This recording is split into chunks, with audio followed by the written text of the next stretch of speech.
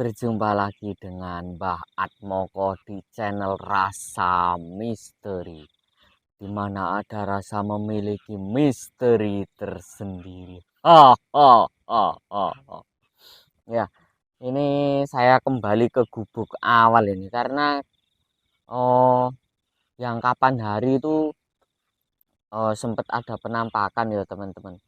Yang sebelumnya itu ada gangguan, terus setelah itu saya sampai lari itu yang kemarin itu. Terus setelahnya saya bikin video di lokasi yang sama itu beberapa video itu ada yang rusak. Terus akhirnya saya pindah di gubuk sebelahnya.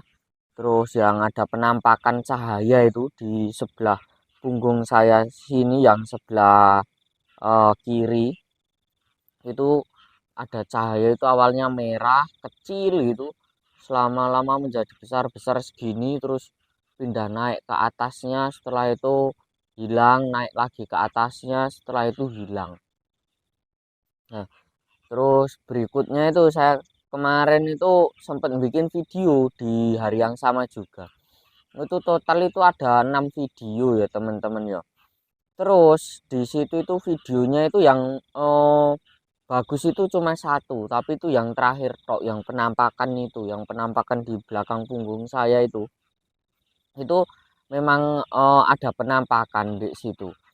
Terus yang 4 video yang sebelum-sebelumnya itu enggak tahu kenapa itu rusak. Jadi hanya berhasil menjadi satu video. Akhirnya kemarin itu makanya ini beberapa hari enggak upload ya, mungkin sekitar 1 minggu. Terus ini saya akhirnya memutuskan kembali di gubuk ini. Pertama kali saya bikin konten di sawah-sawah ya di gubuk ini ya teman-teman ya. Sebelum kita melanjutkan rasa misteri, kita ngopi dulu untuk menikmati rasa misteri. Alhamdulillahirrahmanirrahim. Jadi ini saya akan mengulang video yang kemarin itu bikin rusak. Dan kalau misalkan ini rusak lagi yo memang yo nggak bisa saya kontenkan video ini. Jadi saya ini ada narasumber itu nggak mau menceritakan di depan kamera karena demam kamera loh teman-teman. Akhirnya menceritakan cerita itu ke saya dengan kejadian-kejadian yang unik-unik dan cukup detail juga akan saya coba bawakan sebisa mungkin, sebaik mungkin supaya teman-teman ini bisa menikmati rasa misteri, di mana ada rasa memiliki misteri tersendiri. Nah, ini tetap di tengah sawah, jauh dari pemukiman, jauh dari hiruk pikuk dunia. Dunia apa ya namanya? Dunia pekerjaan, terus perkampungan. Intinya di sini tuh suasananya syahdu sekali. Sangat-sangat syahdu lokasinya. Jadi saking syahdunya kalau ada apa-apa, kalau lari dari sini cukup lama prosesnya. Bisa sampai ke perumahan warga itu cukup lama atau cukup jauh lebih tepatnya. Saya akan menceritakan kisah yang menurut saya ini unik. Jadi saya ini punya narasumber saya itu kebetulan itu beliau ini sering mencari bekicot untuk dijual, dijadikan sate ya akhirnya. Ya bekicot itu kan keluar di malam hari ya teman-teman. Jadi nyari bekicot itu berdasarkan penuturan beliau itu kalau malam hari itu katanya keluar semua bekicot itu yang dari semak-semak yang pokoknya dari persembunyiannya keluar. Suatu ketika si apa itu pencari bekicot ini mengalami kejadian mistis yang menurut dia itu aneh. Suatu ketika waktu nyampe di pohon bambu, pohon pring gitu, melewati barongan gitu ya teman-teman. Itu seperti ada suara menggereng, menggereng, menggerang itu gimana sih koyok gitu. Tapi katanya itu nadanya itu seperti menyakitkan, terus seperti sapi habis disembelih gitu loh teman-teman. Karena si pencari bekicot ini memang aktivitasnya di malam hari ya teman-teman ya. Akhirnya apa dicari sumber suara itu. Sumber suara itu di mana? Dicari pakai senter kelapa gini. Dicari itu kok nggak ada gitu. Terus si pencari bekicot ini menyampaikan, alah mbah lek mek nggodha wis nggak usah apa iku medeni. Kene lho ewang ana golek bekicot kene tak nggo nguripi anak bojoku itu menyampaikan seperti itu. Akhirnya suara itu hilang. Suara itu hilang. Anehnya itu tiba-tiba itu si pencari bekicot ini bagaikan menemukan oh, sarang bekicot. Jadi bekicot itu di lingkungan situ itu di wilayah tersebut itu kayak banyak sekali berdasarkan penuturan beliau itu. Saking banyaknya itu karungnya itu nggak muat, nggak muat akhirnya apa itu namanya sampai penuh karungnya. Setelah itu si pencari bekicot ini pulang.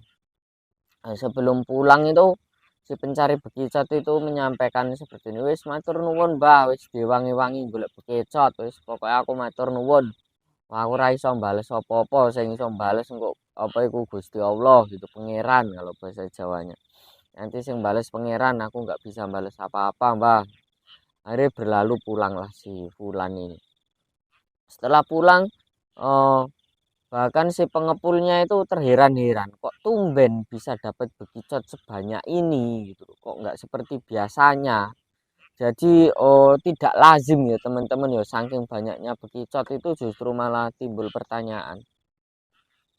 Lah si pencari bekicot ini hanya menimpali dengan kalimat-kalimat bercanda. Iya wong aku memiliki perewangan ini tadi namanya kalau guyonan di Mojokerto itu bolo sewu. Iya ngaku duwe perewangan bolo sewu. Jadi merinding saya. Punya perewangan bolo sewu jadi nyari bekicotnya ini cepet dapat duit banyak. Lah kok ora apa itu namanya kok nggak setiap hari perewangannya dipakai biar nyariin bekicot terus-terusan. Terus ada sampingnya itu apa itu temen satunya lagi. Iya cak ini saya jadi lagi bangun rumah. Kalau bisa yo bolo sewu nih sampean diajak buat ngajak apa itu bangun rumah saya. Cek gen apa itu ora nggak banyak-banyak menghabiskan uang untuk bayar tukang gitu. Akhirnya si pencari bekicot ini cuma senyum aja. Setelah itu pulang. Setelah pulang, setelah beberapa hari si pencari bekicot ini kembali lagi mencari bekicot. Mencari bekicot oh seperti biasa nyari yo pakai senter kelapa gitu ditoleh-toleh gini nyari bekicot ke sana kemari. Suatu ketika si apa ini pencari bekicot ini kaget. Kok apa ini badan saya ini merinding, ada apa gitu. Akhirnya di senter-senter gini nggak ada apa-apa, kebetulan di bawahnya itu ada pohon apa itu namanya pencit. Kalau boso Indonesianya pohon pencit itu pohon mangga ya teman-teman. Ada pohon mangga. Karena si bekecot si bekecot ini. Karena si pencari bekecot ini udah kelelahan ya mungkin ya mencari bekecot. Akhirnya apa? Akhirnya beliau ini berinisiatif untuk mencari buah pencit ini tadi, buah apa namanya buah pelem. Buah pelem ini tadi nyari di pinggir-pinggir ini kok nggak ada gitu. Setelah noleh ke atas, oh ada, tapi ini kok masih muda gitu. Ditoleh lagi itu loh, di sini ada yang mateng ini udah kuning-kuning, enak ini dalam benak hatinya pencari bekicot itu seperti itu. Setelah itu si pencari bekicot ini eh, kaget luar biasa. Karena apa? Karena waktu mau metik bekicot, mau metik bekicot, mau metik mangga ini tadi, mau metik mangga ya. Tiba-tiba ini ada yang melempar dan terasa, lemparannya ini terasa, dilempar itu buk gitu, kena punggungnya sini kan otomatis kaget loh ini sopo ini kok apa ini ngejak guyon tengah malam dicari itu ada mangganya ada. Terus mangga itu diambil. diambil dilap sama beliau. Oh, apa itu namanya, mangga itu setelah itu dimakan, setelah dimakan dilempar lagi mangga. Yo bentuk mangga masih apa itu, bentuk mangga mangga asli yo teman-teman, yo bukan mangga jadi-jadian atau ya apa, bukan, ini mangga asli. Setelah itu si apa itu namanya, pencari bekecot ini masih asik mencari bekecot, mencari bekecot, memakan bekecot, memakan pelem, memakan pelem ini tadi masih asik-asik makan pelem ya. Setelah apa itu asik-asik ini kayak madeg gitu. Semoga-moga enggak apa-apa ya teman-teman ya. Lagi asik-asik mencari makan pelem ini tadi, kok ada suara rame-rame, suara apa gitu. Suara kresek-kresek itu banyak teman-teman. Setelah itu ditoleh si tukang bekecot ini, noleh ke atas ini, langsung terhenyak luar biasa. Langsung apa itu namanya, kaget luar biasa si tukang bekecot ini, si pencari bekecot ini. Saking kagetnya dia itu koyok terperanjak, terperanjak itu koyok loncat beberapa langkah lah, 1-2 langkah gitu. Ternyata di atas pohon mangga itu, di bagian tengahnya itu banyak apa itu namanya, monyetnya. Banyak monyetnya, akhirnya si pencari bekecot ini berlalu dari pohon mangga itu, pergi si apa itu namanya, pencari bekecot itu pergi melanjutkan mencari bekecot. Setelah itu si pencari bekecot ini kok hampir lokasi yang bersamaan yang sebelumnya eh, ada orang menggerang itu tadi ya teman-teman ya, ada suara menggerang itu tadi. Si pencari bekecot ini kok merinding luar biasa di tempat ini. Di tempat ini Mbah, sampean lo kapan hari itu apa aku nakut-nakutin saya pakai suara, terus aku lo nggak merinding sehebat ini, kok tumben ini aku jadi merinding sampai kayak gini, ada apa Mbah?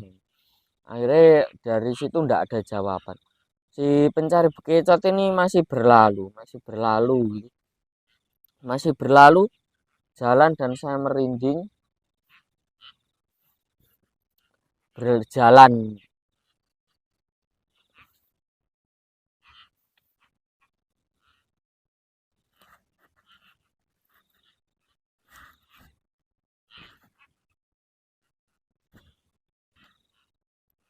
Berlalu ya teman-teman ya, berlalu berjalan itu. Setelah itu si pencari bekecot ini kaget luar biasa, kaget luar biasa nih apa, di depan itu di senter itu ada kaki, apa itu di depan itu ada kaki. Nah, pertama itu kaget karena kaki ini masih berjalan ke arah beliau ya, ke arah tukang bekecot itu. Akhirnya disamperin lah si apa itu, si orang berjalan ini tadi disamperin, mau disapa, mungkin diajak ngobrol atau ya apa, saya enggak tahu. Setelah itu si bapak tukang bekecot ini, ketika simpangan gini yo, ternyata itu enggak jadi ngobrol ke simpangan gini toh. Setelah simpangan itu si tukang bekecot ini kaget luar biasa ya teman-teman ya. Karena apa? Karena ternyata itu si kaki itu tadi hanya setengah badan. Jadi, ya Allah ya Rasulullah, saya merinding luar biasa ini teman-teman. Itu apa itu namanya, hanya setengah badan, setengah badan, dan koyok darahnya itu kok menyembur-nyembur keluar gitu loh teman. Gitu koyok koyok suara sapi disembelih gitu loh teman-teman loh. Berdasarkan penuturan beliau tuh, karena penampakan ini sangat menakutkan, si tukang bekecot ini langsung bekecot yang bawaannya itu ditinggalkan seketika. Si tukang bekecot itu lari tunggang langgang karena saking shocknya itu tadi, saking shocknya melihat sosok yang tidak terduga. Ternyata itu yang berjalan itu cuma kaki setengah badan, terus masih ada jeroannya, di situ ada jeroannya, masih ngelawer-ngelawer gitu ya teman-teman ya. Terus darahnya itu penuturan beliau itu masih darah segar gitu. Akhirnya si orang pencari bekecot ini lari tunggang langgang ke arah sepeda motor beliau. Setelah itu beliau itu nggak melanjutkan mencari bekecot, lalu beliaunya itu pulang. Setelah pulang itu oh up, ini rekam nggak ya suaranya tadi ya? tapi kayaknya enggak sih kalau pakai apa itu namanya clip on gini, wireless gini enggak kerekam, hanya fokus ke suara saya aja nih. Suara yang di samping ini enggak kerekam. Akhirnya ditanyain lah sama pengepul ya, karena enggak apa itu kok tumben enggak ngirim bekecot gitu. Akhirnya sama pengepul itu menceritakan kejadiannya. Setelah menceritakan kejadiannya, si pengepul itu koyok seakan-akan itu ingin mengetahui tempatnya itu tadi. Akhirnya si pengepul ini minta diantarkan ke lokasi itu.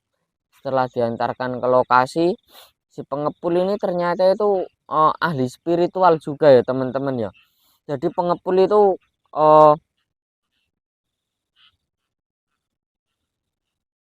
kedengeran nggak ya suaranya ya? Ini saya merwinding luar biasa loh teman-teman ya. Nggak tahu karena suaranya ini cukup jelas, tapi kayaknya sih nggak kerekam karena beberapa kali saya bikin video itu sebetulnya ada suara-suara aneh, tapi beberapa kali juga itu nggak kerekam sama sekali.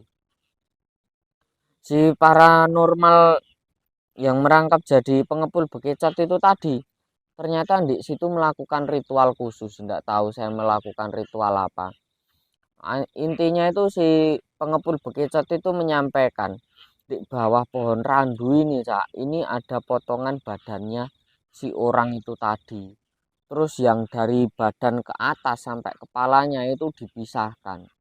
Beliau itu seperti koyok korban kecelakaan atau ya apa saya enggak tahu, tapi intinya itu enggak ketahuan. Enggak tahu korban kecelakaan atau pembunuhan enggak tahu. Intinya badan yang ini ke atas sama badan yang kaki ke bawah ini dikubur terpisah. Jadi itu intinya minta di apa itu dikuburkan menjadi satu. Berdasarkan penuturan si paranormal ini apa itu menjelaskan bahwa kadang-kadang itu si badan ini itu mencari pasangan tubuhnya.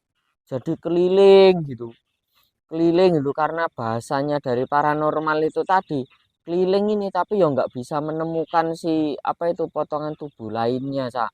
Karena wow, badannya ini kan nggak bisa mendengar sebetulnya wis sering sampai ndek lewat sini ngelewatin potongan atasnya ini itu nggak bisa. Nah, karena si badannya yang bagian perut ke atas ini nggak bisa berdiri, si perut ini tadi sama yang itu tadi yang perut ke atas itu tadi itu wujudannya itu penampakan sosok yang menggerang-gerang gitu. Koyok ah gitu intinya koyok sosok-sosok seperti itulah. Tapi antara badan ke atas sama badan ke bawah ini nggak bisa menyatu. Koyok si badannya itu nggak bisa naik menyatukan tubuhnya. Begitu pula yang bagian perut ke bawah gitu. Jadi cuma mundar mandir gitu aja. Lah kata nih kalau sing tempat munculnya si badan ini tadi itu adalah lokasi si jasad ini dikuburkan. Lah ketika si badan ini berhenti di lokasi itu berdasarkan penuturan si paranormal itu tadi yang merangkap jadi pengepul bekecot itu tadi. Itu tuh menjelaskan bahwa lokasi di situ adalah lokasi potongan badannya. Setelah melakukan ritual khusus, saya ndak tahu baca apa, terus apa itu sing menceritakan ke saya ini juga nggak menceritakan bacaan-bacaannya karena katanya ndak berani gitu. Setelah itu eh, si yang korban ditakuti tadi sama pengepul bekecot ini tadi mampir ke warung kopi di dusun sekitar, di kampung sekitar. Karena orang ini termasuk orang baru ditanyain lah sama warung kopi ini. Ditanyain sama warung kopi orang mana, mau kemana gitu. Akhirnya menceritakan bahwa habis dari lokasi tersebut terus menjelaskan dan lain sebagainya. Ternyata berdasarkan penuturan dari pemilik warung kopi memang iya. Kadang-kadang itu ada apa itu namanya penampakan koyok badan ke atas ini koyok merangkak-rangkak itu loh teman-teman. Jadi kadang itu saya merinding luar biasa ini beneran saya nggak bohong.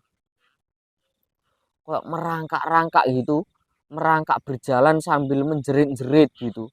Tapi koyok nggak bisa ngomong dan ini saya merinding luar biasa. merangkak-merangkak itu ya teman-teman, itu ke arah yang dikuburkan si badannya itu tadi. Lah setiap warga kalau mengetahui penampakan tersebut itu biasanya itu lari karena saking takutnya ya teman-teman ya. Jadi suatu ketika itu ada dari penuturan si tukang warung kopi itu pernah mas di sini waktu apa itu ada orang lep itu mengairi sawah ya, mengairi sawah di malam hari. Pernah ada orang baru mas beli sawah di sini, warga sini ya, beli tanah di sini, terus punya sawah di sini juga. Karena belum pengalaman, belum tahu seluk-beluk lokasi nih, waktu malam-malam itu sih tukang apa itu namanya lep ini tadi pemilik sawah itu mendengar ada orang minta tolong, cak cak tolong ke sini cak. Wih, saking dinginnya ya teman-teman ya, sampai keluar apa itu asap karena ini sangat ngembun ya tuh, saking dinginnya sudah malam ini teman-teman. Terus apa itu namanya dicariin lah, dipikir itu memang orang minta tolong sama orang itu, ternyata dicariin ada badannya, ada orang. Berdasarkan penuturan dia itu orangnya itu lagi duduk di pinggir semak-semak, cak cak tolong ambil no ini cak gitu. Lah orang itu mau mengambilkan, mau nunduk gini toh, nggak tahu saya mau ngambil apa itu nggak diceritakan, pokok intinya suruh ngambil no itu. Mau ngambil gini, si orang yang lep sawah itu tadi itu kaget bukan kepalang, karena apa, ketika nunduk gini ternyata badannya itu tidak ada, badannya tidak ada si orang yang dikasih penampakan ini tadi langsung suwon, tak kaget luar biasa. Langsung tak kaget luar biasa ya teman-teman ya. Kayak terperanjak itu, kayak langsung seketika refleks mundur berapa langkah itu. Setelah itu lo langsung lo lari tunggang langgang si apa itu nah tadi namanya si orang yang ngelepi sawah itu tadi akhirnya nggak jadi ngelepin sawah, dan sejak saat itu si pemilik sawah itu konon katanya itu nggak pernah mengairi sawah saat malam hari kecuali ada temennya. Dan sejak kejadian itu di lokasi tersebut itu nggak ada orang yang berani ke wilayah tersebut itu nggak ada ketika malam hari. Jadi orang-orang itu wis podo takut semua. Karena apa? Karena memang yo nggak tahu, memang sosoknya itu jahil atau sebetulnya itu minta tolong. Tapi dari sini kita bisa ambil cerita positifnya aja. Jadi nggak usah dianggap itu tuh suatu yang ingin mengganggu atau ingin menakut-nakuti gitu. Jadi anggap saja itu adalah jin yang menyerupai orang yang sudah meninggal itu tadi. Dari situ bisa kita tarik benang merah bahwa terkadang itu sosok-sosok yang menampakkan dengan wujud-wujud yang aneh seperti itu adalah sosok seperti koyo arwah penasaran seperti itu ya teman-teman ya. Seperti arwah penasaran, intinya itu minta didoakan. Jadi buat teman-teman kalau yang mengalami hal serupa atau saya enggak, mungkin ini saat ini kita bikin satu video aja, nggak bisa melanjutkan lagi saya, beneran nggak bisa, cukup satu video aja malam ini. Terus sebetulnya sosok-sosok seperti itu tuh hanya mau minta tolong, sebelum minta tolong didoakan, dan jika bisa yo minta tolong untuk dikuburkan secara wajar. Tapi karena mungkin penguburannya itu udah lama atau ya apa aku ya nggak tahu, bisa jadi kan lah yo iku sih koyok cuma tinggal terulang belulang atau nguburnya itu tertimbun tanah terlalu dalam, akhirnya nggak bisa ditemukan jasadnya. Terus intinya buat teman-teman kalau mengalami hal-hal serupa itu tawasul aja atau didoakan, kalau nggak tahu namanya ya wis fulan bin fulan gitu aja, atau yang menunggu wilayah ini gitu bacain al-fatihah wis cukup. Terus karena ini beneran soalnya ini aku cuma sendirian ya, aku mau nerusin ceritanya ini takut. Mungkin perlu ngerekrut tim anyar paling yo, temen-temen yo. Gak nemenin bikin konten karena lek gangguan gini terus yo ora iso bikin konten loh temen-temen. Yo bisa bikin konten tapi yo titik-titik ini keganggu. Mungkin kalau ada temennya kan suasana ini bisa mencair. Nggak lek sendirian gini. Yos kita lanjut next video aja ya teman-teman ya.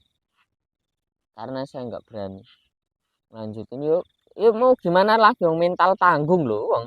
Pengen cerita rasa misteri terus nanggon kono no suara ada sekelebatan bayangan terus di samping sini ada yang berdiri itu kan maksudnya oh, takut gitu loh.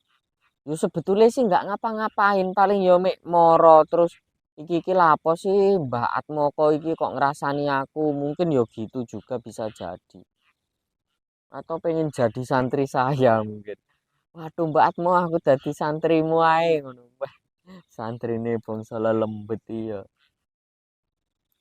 wis ra apa-apa wong penting memuji marang Gusti orang ganggu ngene ora apa-apa.